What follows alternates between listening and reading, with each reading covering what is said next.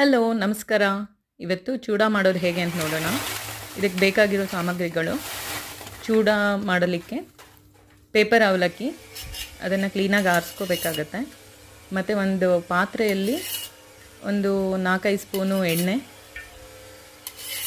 ಅದು ಕಾದ ನಂತರ ಸಾಸಿವೆ,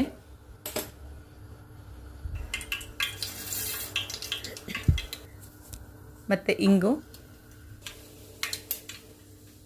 ಸಣ್ಣಗೆ ಹೆಚ್ಚಿರುವಂತಹ ಹಸಿರು ಮೆಣಸಿನ್ಕಾಯಿ, ನಿಮ್ಮ ಖಾರಕ್ಕೆ ತಕ್ಕಷ್ಟು, ಮತ್ತು ಸಣ್ಣಗೆ ಹೆಚ್ಚಿರುವ ಕರಿಬೇವು ಮತ್ತು ಒಣಮೆಣಸಿನ್ಕಾಯಿ,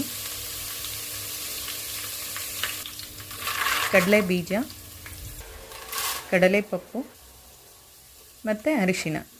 ಇದಿಷ್ಟನ್ನು ಉಪ್ಪು ಹಾಕಿ ಸ್ವಲ್ಪ ಹುರಿಬೇಕಾಗತ್ತೆ.